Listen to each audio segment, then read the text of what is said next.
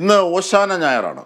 പെരുന്നാളിനോടനുബന്ധിച്ച് വിശുദ്ധ വാരാചരണത്തിന് തുടക്കം കുറിച്ച് ക്രിസ്തീയ ദേവാലയങ്ങളിൽ ഇന്ന് രാവിലെ പ്രത്യേക കുർബാന നടക്കും.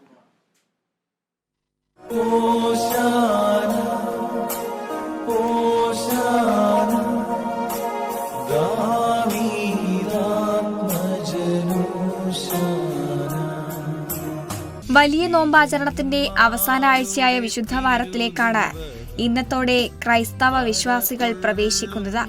യേശുക്രിസ്തുവിന്റെ ജെറുസലേം പ്രവേശനത്തിന്റെ ഓർമ്മ പുതുക്കലായുള്ള ഓശാന ഞായറാഴ്ചയോടെയാണ് വിശുദ്ധവാരം ആരംഭിക്കുന്നത്.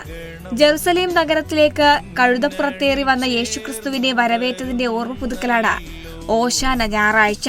ഇന്ന് പള്ളിയിലേക്ക് കുരുത്തോലയുമേന്തി വിശ്വാസികൾ പ്രദക്ഷിണം നടത്തും.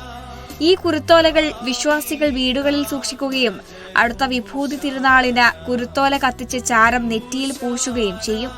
കുരിശിലേറ്റപ്പെടുന്നതിന് മുൻപ് ശിഷ്യന്മാർക്കൊപ്പമുള്ള അന്ത്യത്താഴത്തിന്റെയും ശിഷ്യന്മാരുടെ കാലു കഴുകിയതിന്റെയും ഓർമ്മയാണ് പെസഹ വ്യാഴാഴ്ച നടത്തുന്നത്. പള്ളികളിൽ നടക്കുന്ന തിരുകർമ്മങ്ങളിൽ 12 ശിഷ്യന്മാരുടെ കാലു കഴുകിയതിന്റെ ഓർമ്മ പുതുക്കി പുരോഹിതർ 12 വിശ്വാസികളുടെ കാലുകൾ കഴുകും. തുടർന്ന് വിശ്വാസികൾ അപ്പം മുറിച്ച് പെസഹ ആചരിക്കും. യേശുക്രിസ്തുവിനെ കുരിശിലേറ്റിയ ദിവസമാണ് ദുഃഖ വെള്ളിയാഴ്ചയായി ആചരിക്കുന്നത്. ദുഃഖ ശനിയാഴ്ച ആരംഭിക്കുന്ന തിരുകർമ്മങ്ങളെ തുടർന്ന് ഞായറാഴ്ച പുലർച്ചെ ഉയിർപ്പു തിരുനാൾ അഥവാ ഈസ്റ്റർ ആഘോഷിക്കും.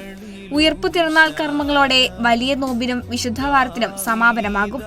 News desk, Kerala vision news.